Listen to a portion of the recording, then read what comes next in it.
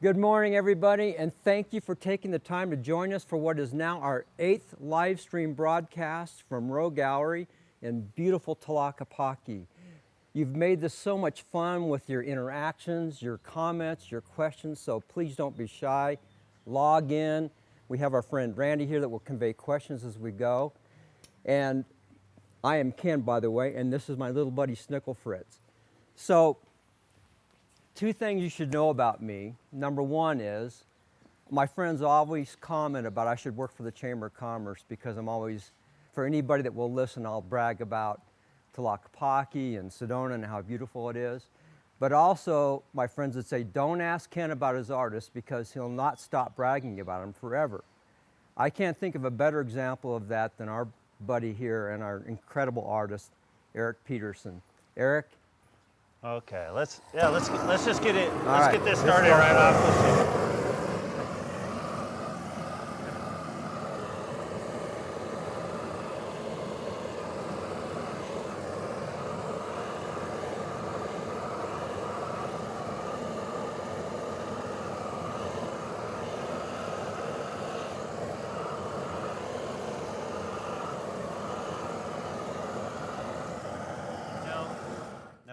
Was I supposed to let you? What the heck are you doing? Was I supposed to let you introduce me and talk about me first? I just did. Oh, okay, so right. Eric, let me talk a little bit about Eric, and I'm going to embarrass him a little bit. But we met about 20 years ago, and his reputation preceded him as being an amazing patina artist. And it's something that we as sculptors dream of having, is an artist like Eric to do our work, because believe me, the patina is the make or break for a lot of pieces. But, and I'm not exaggerating by saying this, Eric is probably one of the best patina artists in the country, and probably the best handful of artists, in my opinion, and many other artists' opinion, in the world. So he has taken it to a whole new level.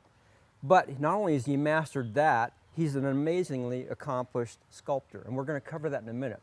But what he's going to do right now is transform this sculpture of his, the perfect pair, into what you see right here, right before your eyes. Well, I'll do a little of it. Okay, we'll do start of it. Anyway. Yeah, I'll start a little, and then we can talk good. About some more stuff. Sounds good. All right, we'll get back to the torch. So, yeah. You're opening up the pores of the metal. You're heating it up. Yep.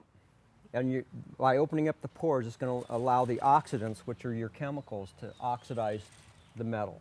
Yeah, so the first thing you do, you start heating it up, you'll see moisture come out of the bronze. That's because the bronze is very porous, and you got to get that moisture out of there. And then I'll keep heating, and the bronze, you can already see it kind of changing to a golden color. That means it's starting to get to the right heat. So I want to heat it to about 300 to 500 degrees. Okay. I've never actually measured that. I just read that in a book one time. So, yeah, and you wrote the book, by the way. Yeah, right. So not only are you painting with heat, you're painting with chemical. You have two entities going at the same time because the heat will influence the color. The heat allows the chemical to stick. So let's see. I'll heat this up a little more, and then I'll show you how the. Okay.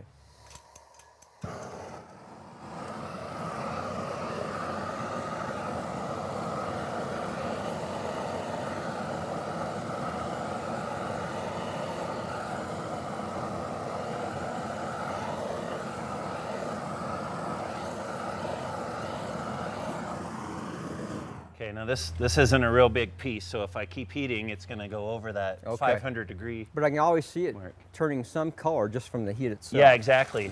And so actually, if we want to get into the details of this, before I start adding the chemical, on something like this pear, you can see this is the bronze, the shiny bronze showing through. And you can see on the finished one here that the bronze is actually glowing through this. So these variations you see are less chemical and more of the bronze reflecting through. Yeah, well, this whole thing has a transparent color. If we had more light on it, you would see the shine of the bronze coming through, and that's why I go right over this shiny bronze. But look at here. I mean, you're going to transform that to this. Yep. That's pretty amazing. So, okay. But the hey first guys, step, we have Joel Peterson coming in, Joel. commenting things are heating up. Hey, Dad. Hey, they are heating up. Thank you, Joel. Yes, they are. So okay, so because the heat kind of tarnishes the bronze, as you saw, and I want this to have a real glow to it, what I got here is this tool, and I'm going to use this to shine the bronze up. This is an abrasive. Yeah, this is a Scotch-Brite pad. Okay. Now, when I first started doing patinas over 20 years ago, actually like 24 years ago, we didn't have this. We didn't have this idea. Did it by hand? Did it all by hand. I would take a Scotch-Brite pad and just burnish all the pieces by hand. My right arm, I looked like Popeye. I was Still do, by the way. yeah, right. But finally, I thought to myself, wait a second. If we attach this to a tool, I wouldn't have to work so hard. And so that's where we came up with it. Now, every foundry I've been to uses this. Yeah, well, it turns out once I started my own business, I found out that there was a guy in Idaho making these. Oh, good. Company called Worldwide Abrasives, Yeah. and he makes them. But when I was just working at the foundry doing patinas, I didn't know about anything going on in the world. Yeah. That was before the internet, and so in my mind, I invented it, but Yeah, someone good. else did too. In so. our minds too. Okay, here we go. So I'm gonna.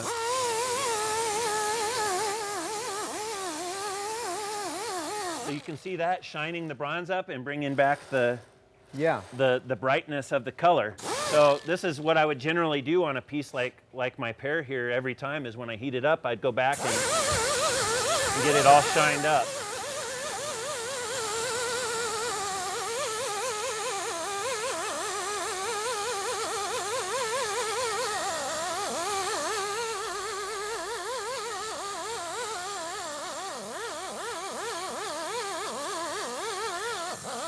So this is bringing up the reflective quality that you're going to see through the transparent. Yep, chemicals. exactly. Gotcha. Yeah, and it's getting that surface all nice and even after the heating kind of tarnished it a bit. And you'll see I work on this piece. I start with the bottom, and then I do the little ladybugs and the stem later. That's what we've Yeah. done here. So those ladybugs will be shined up, but not until I'm totally done with the bottom part. Okay. Hey guys, we've got a few comments and questions coming in. All right. Bruce Granner coming in. Hello, Oh, Ken Bruce, Monk, hello again. Thank you. Again, coming in. They're regulars of ours. It's nice to hear Yes, from them. nice. And from Bruce and Pat in Austin, today's show looks very exciting. And question was, does Eric work with Josh Toby? No, but Josh is somewhat like, well, in terms of he does sculpting and some of his own patinas as well. Yeah. Yeah. No, I don't do his piece, but I was just talking to Ken about his pieces last night. They're really great patinas. So yeah, I wouldn't mind doing one someday. Awesome. A couple more things real quick, guys. Ruth Gordon coming in, just good morning Yeah. from Pensacola, so coming in from all over the place. Oh, cool, Ruth. Thank you. And just people, Terry Brayman, very interesting. Oh, exclamation good. Points. So some comments. This is going to be magic. You guys are going to love what happens here. Okay. All right, so once I've got that all shined up, now I'm gonna switch to a smaller torch. See, this little thing is called the striker, and that's how I get it started. Although I'm usually at work, I have my main guy, Stan, that helps me with things, and I can never remember the name of anything, but he always knows what I want. So I go, Stan, I use the chicka chicka is what I, and he brings me tons of them because I basically lose them constantly. I brought 3 even for today because I figured I'd lose one. Here, I'll be Stan for Yeah, you. here. Yeah, Okay, you be chicka chicka. chicka Now chicka. I know. All right. All right, so we'll go to the little torch. Can you still hear me with that going? Yeah, a little bit. All right, so we heated it all up with the big torch, got it all burnished and nice. Now I could take an airbrush, and how about after this, Ken, we'll talk about the chemicals in here. Sure, But yeah. I'll show a little bit. So I can take this airbrush, and normally I might be wearing a mask like this. I've been using this more to go to Walmart lately than patinas, but all right, okay, so you can hear me, I won't wear it. Now watch this when I spray. You can see this chemical just automatically start to change the bronze. Wow, that's amazing. So that's a nice coat on there already. But you can see we're looking for a textural quality. This is where I'm going to take a real strong version of this ferric nitrate chemical and start putting it on like this. Make it where you guys can see it. It's kind of an unusual technique on this pear. It's basically the only piece that I use this technique on. But I start by putting this on very strong over the whole thing. Now, as you apply that, Eric, that is burned into the surface. Yes. Yeah. Yeah, this is, the bronze is nice and hot, and you can see how that chemical just sticks right on there. Yeah. Now, if we want, I'll stop for a second, and we can talk about the nature of the chemical that I'm putting on. But this is hot enough that I can keep adding some on here. Normally, you can see though, right here, it's starting to drip, see that? And that's where it's not hot enough. So that's why I would normally keep using the torch. But the problem is you don't want to get it too hot. If I get it too hot, I will burn the chemical, and then it won't look right, and it won't have the kind of shine and glow that I want to get through it. So if I understand, the ferric nitrate will go from these nice golden browns to almost a burgundy just by the concentration of the chemical and the heat you're applying to it. Yeah, Correct? so what I'm putting on pure strength ferric nitrate, and we could talk a little bit about exactly how do you make, what is ferric? Yeah, so ferric nitrate is basically iron rust. And this is what we called, homemade, oh yeah, I even got that, oh, you can kind of read that. Homemade strong ferric nitrate. So there's a kind that we can buy from a chemical supply place, and we call that store-bought. And it's a crystallized material. But it's not as powerful. I prefer to use the homemade. And so for the homemade, we actually make that at my shop in Prescott. So this would be an example of how we do that is we'll take a jar like this and we put nails in it, pour nitric acid in, and then there's a time period you have to wait. It causes a little explosion. It fogs out a big cloud of red smoke. I do that here, but this is actually kind of dangerous. Yeah. So you really got to wear a mask for that and everything.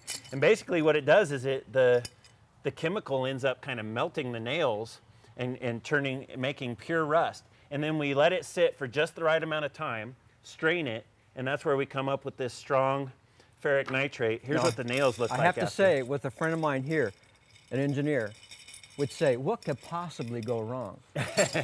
Nitric acid and nitric nails acid. Well, look, and a small explosion. Here's what the nails look. Is that what I heard? Yes. Okay, there you go. This is what the nails look like after. Hey, Eric and Ken both. Yeah. Speaking of your shop and working out of your shop, we've got Rick and Sandy. They said they got the opportunity to spend an afternoon with Eric at his foundry in Prescott. Good. When he was preparing to work on the patina on Ken's Eagle Glory. Oh yes, yeah. What an education it was. And they wanted a special patina on the head, if I'm not mistaken. Oh yes, that's right. Yeah. We did a Familiar, special patina. Yeah. Lily Lauren coming in. Hi, Ken. Yeah, Lily from hi. Fountain Hills. Yes. And that's kind of it for right now. Oh, that's but so I thought much that was a fun to great have you comment guys from those folks that were interact. at work, with you in your shop. So Oh, we love having All that right. interaction and the questions. So Yeah, I specifically remember they wanted their eagle. They wanted the eagle to look a little more lifelike. So they wanted the head to be a white color instead of a silvery. Yeah, normally we use a silver and it has kind of a metal shine to it, but they wanted theirs more realistic. So for that, I actually used this chemical that I have right here. This is called titanium dioxide. I'll just do a little side track here. I'm gonna put a little of this on my pear. Let's see here. So there you go. This is called titanium dioxide, and you can see if I put that on real strong. So that's actually what I used on Rick and Sandy's eagle head there. Now you say, well, geez, you just ruined your pear patina, but all I'll do is grab my my little tool back here. Let's see, switch out. I gotta switch back to this, and I can take that right off.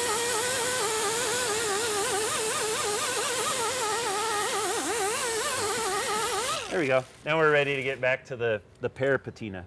So the only way you can get that chemical so etched into the surface is to either do the abrasive or sandblast it, because you're not going to be able to rub it off with your hand very well. I mean, I could have rubbed that off, Really? but I don't have Popeye forearms anymore, so it would have been a little harder. Yeah. But it does become a part of the piece itself, the surface of the piece. It's burning into the metal, right? So it's like Yes. a controlled rust. It's not paint that's a top or a plating or anything.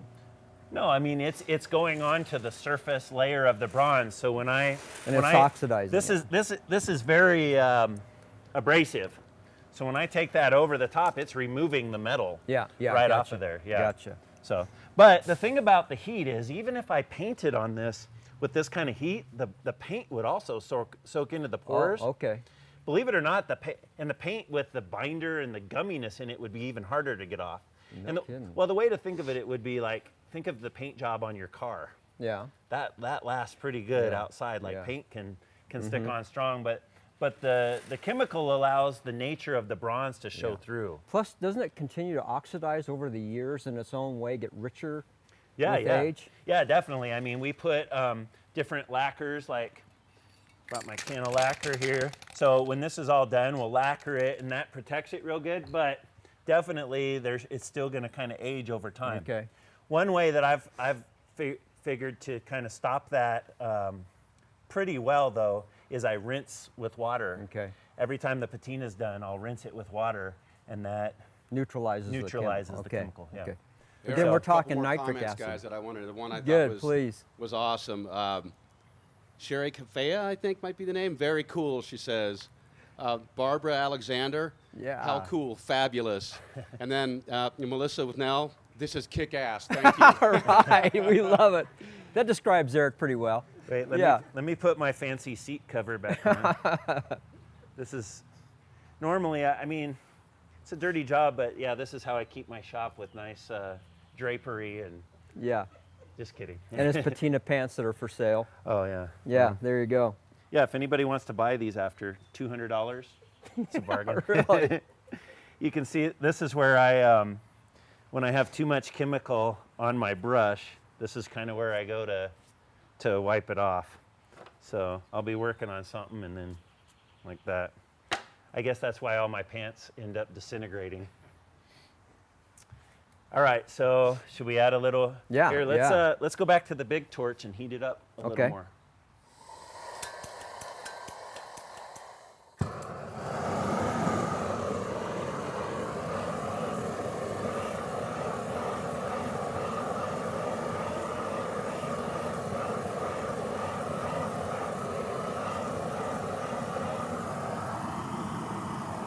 Now, I'll be honest with you guys. I probably shouldn't keep heating it with this. It's definitely getting hot, but I just want to keep playing with the big torch for you. Well, I don't know if you can see it on camera, but just you're heating up just now. Turn this a darker red. Yeah.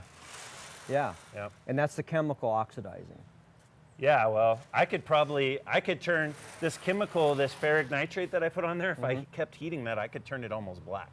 Really? Yeah. Okay. But that's kind of what you were saying is that you've got these different strengths of the chemicals, and this ferric nitrate we make can make anything from a light golden, like you see where I sprayed it on. Yes. And then when it's put on super strong, the deep red. Beautiful. So that's where, and this chemical is one of the main chemicals you see for bronzes. Yeah. Now, in combination with, I would say there's three main looks for traditional bronze, and they would come from liver of sulfur, ferric nitrate, and cupric nitrate, Okay. which makes green. I'm not going to be using that on this, but this is the liver of sulfur, and this is something that I will be using on this piece on the stem. Let me see here. So the liver of sulfur kind of gives it an antiquing effect, a dark. Well, yeah, when Yeah. you think of a traditional bronze, you think of kind of dark in the cracks, and Yeah. and you think of bronze as being brown. But now you guys all know that bronze is actually this color right here when it's bare. You know, that's the bare bronze color, kind of this tan Yeah. color. Yeah. Here's the quail. Hand me one of those eggs. Basically, that's high polished bronze right there. So that's the actual color of bronze. But this dark brown color that you think of being bronze is done by adding the liver of sulfur. So I'm going to take some liver of sulfur here and put it on the stem just to show you. Now look at that. You need a close-up of that? See how that's turning it black? And it is steaming as you're putting it on there, Yeah. so it's hot. But look at that liver of sulfur just turned that stem black. Yeah. Okay. Instantly. Yeah. And then what you would do to get your traditional look is then to burnish that. Looks you like go. I didn't. Here, let's take this off so Okay. I can just use it like that. Okay, so now if I burnish that back, I can bring highlights. So there you go. You see the highlights of the stem come out. And here, I'll do an example of this on the pear. So there's the liver. And when it's this hot, it really turns it dark yeah, easily. Boy, say. Now the pear is kind of smooth, so it doesn't exactly give the classic look, but Eric, Kim Yep. Corey weighing in saying she'll give you $35 for your pants. but yet she complains when I want to charge her $35 more for a patina. Well, throw in the pants next time. Yeah. Thanks, Kim. Yeah. So will that come off? Well, You have to really burnish it. I'll have to wheel that off Yeah, to get yeah. back to my old look. But you can see that that's starting to get that look. Now look, if I spray, okay, I don't have the greatest setup here. Let's, there we go. Yeah, Ken's a good Yeah, assistant. so I know what the...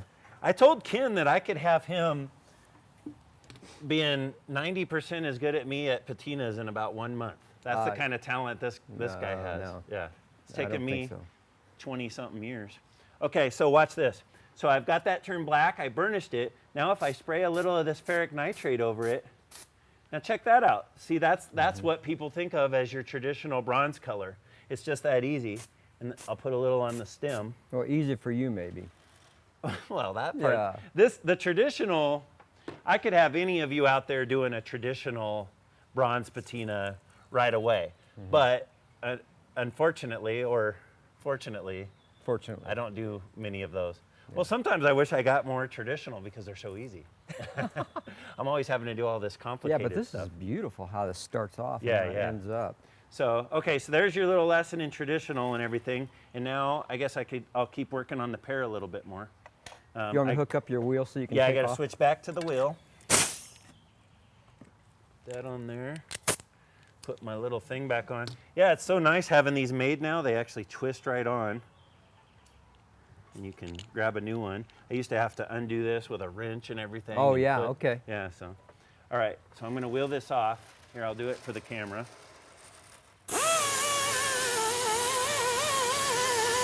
Now see, one thing is interesting, you can actually still see the black kind of in the cracks. So if I wanted that kind of look, You'd leave you it can just see like that. I could leave it like that, but And I want it come all in. gone.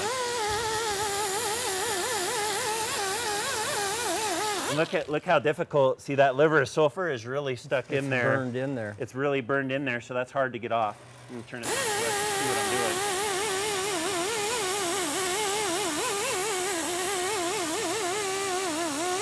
Okay, so I got it off of there. A couple more comments, guys, real quick. Okay. Tressa Rose just says beautiful, exclamation points. Good. Louise just says awesome, wish I was there. Greetings from Massachusetts. All right. And another gal, Carol, just coming in from California, loves it. So people are just really digging it. Good. We love All right. it. Okay, let me cover some more of this pear.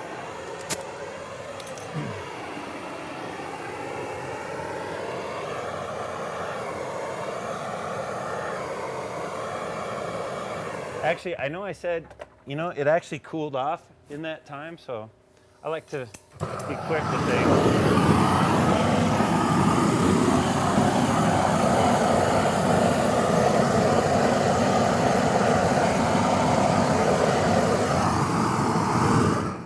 All Well, it right, doesn't take now it's long. hot. Yeah. Switch back to this.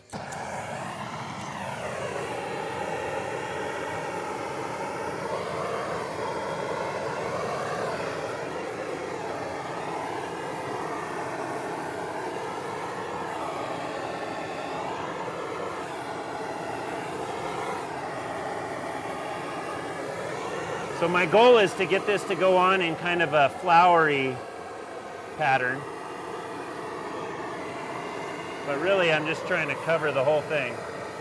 So I'm just going to keep working it around and you'll see it.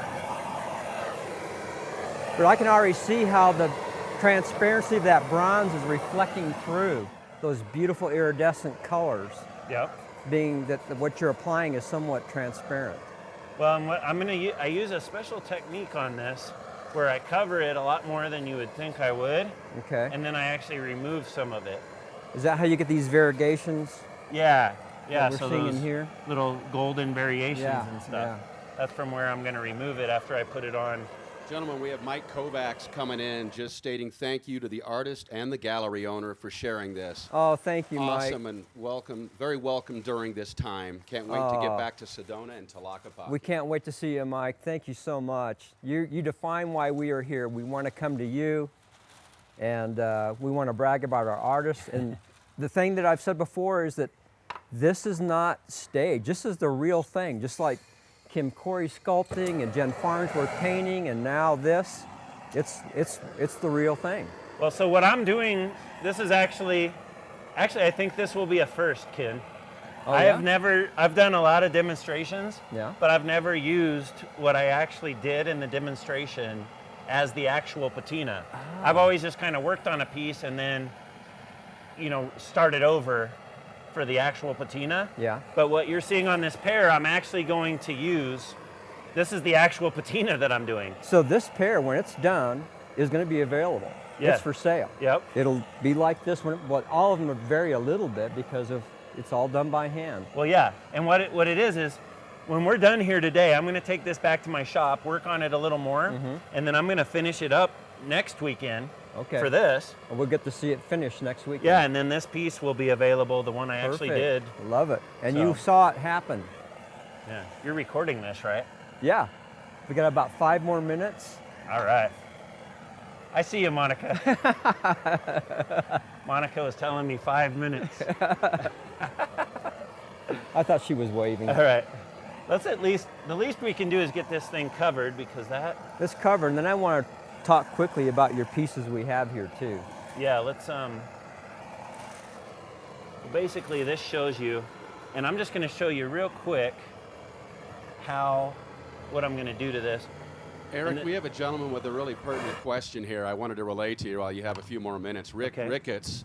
Eric, if you have time to talk some about how you have to disassemble larger pieces to create the bronze and then reassemble them.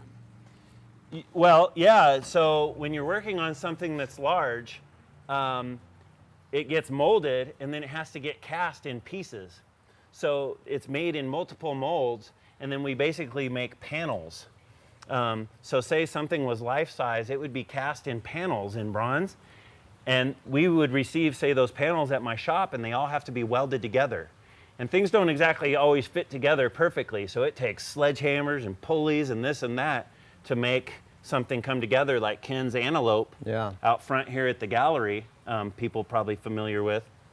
Yeah, that was cast in many pieces that we had to weld together, and then you have to grind and retexture, match Ken's texture, all to get the finished product. And we're going to cover that too as we track the lion going through the casting process. So next weekend on the lion, we're going to kind of do an overview of the progress I've made. Then probably the week after, we're going to go to the mold maker. So you'll see that entire process as we complete the lion. Okay, I'm going to do a little something what are you here real doing? quick. This is my... Okay, now Wow. that shows you how I'm going to bring back. And then you're going to go over that too now. You can see with the water, you'll see how this... Oh, look at that. Yeah, I'll still go over that more, but that just shows you a little bit about how I'm going to bring back some of the lightness of the bronze, and it's going to be a back and forth. And it's real hard. It would be very difficult with this travel kit for me to do this exactly the way I need because I have hundreds of things surrounding me in my shop that I'll use for a patina. But basically, that's what I'm going to end up doing. So, and like I said, everything you see on here is going to be part of the finished look. So as be you sure, can tell pretty easily. Be sure you watch next week as we're going to finish this up in a whole nother segment too. You get to see it. But let's go to your work. All right. All right. So Monica and I, my wife, saw this piece years ago and we had to buy it. That's all there is to it. But in terms of your art, what came first, the chicken or the egg? I mean, what inspired you to be sculpting and doing patinas? Well, I've basically been doing artwork since I was 2 years old. My mom gave me art supplies when I was 2, and I think one of the first things I drew was Bert and Ernie. Oh, really? And I still have my first Bert and Ernie from when I was 2 framed. And yeah, so I always knew I'd be an artist. And then when I started working at a bronze foundry, I did my own sculpture after working there for about a year and a half. And then that kind of led to me doing patinas. And then, and then it was just kind of a matter of time before I would sculpt more. And I wish I would have done more by now, but I've just kind of been dedicated to people like Ken here. I mean, we keep them captive because all of us, well, I don't know how many artists you work with, but probably 30 or 40 artists. Yeah, over time I've worked with probably more. But I have about 10 main. But you're in high demand, and you work a lot of hours, so to have the time to do both is pretty amazing. So we appreciate what you have. So these are available at the gallery. This is Ain't No Mountain High Enough. Yep, and I've got a new version, about half that size coming. One of your customers said she's bought too many bronzes from you. She has no more room in her house. She loves this piece, but it's apparently too big. So I'm sculpting one half the size that'll fit on the last remaining room on her shelf. And it'll be an addition as well. Yeah. Okay. Yeah, and it won't look, it's not gonna look exactly like that. I'm changing it just a little, but it's the same basic idea with the little, so this little guy trying to get up to his mate. Now see, but I'm thinking, this. Yeah, that's his little cairn, his guide to get up to her. Although I'm thinking on the new one, I might have, this might be the feminist version, and I might have the female trying to get up to save the male. Oh, okay. So good. That's whatever you do A couple will be more great. final things here, guys, real quick that I wanted to Okay. get in here. From Terry Brayman, thank you from Savannah, Georgia. All right. Catherine Demon, thanking Ken for bringing this to us. Thank you very much, you're Ken. welcome. let me show one more thing here. Okay. Oh, yeah. So at my shop, I have several people that work for me, and I just brought this as an example of that the people that work in this industry of bronze making, most of them are artists too. And so Kristen, who works for me and helps me with patinas, this is her piece, and this just shows you the kind of stuff that the people behind the scenes are making. So this is kind of a wild little deal that she sculpted. Well, that And- looks very complicated. Look at all these. Yeah. Wow. Yeah, so that looks there's a hard. lot going on there, and she did all that patina work on that herself. Yeah, that's And then I amazing. also wanted to say to make Monica happy. So I started this little owl. I actually sculpted this right here a few years ago, and I got sidetracked. But I'm going to bring it back out, and I'm going to work on it again, and hopefully I might have it finished by next week. Next week, okay. And then soon we'll have a cute little owl bronze all that I can right. put a fancy patina on. So another reason to tune in for next week too. Eric, Yeah. thank you so Yep. much. All right. You're an honor to have in our gallery. All right. And as I said before, I should work for the Chamber of Commerce. Take a minute and watch this video that we had Red Rock TV shoot this week. Relax, forget all of your worries in life, and just take the moment and watch this video of Tlaquepaque. Eric, take it out. All right. Thank you.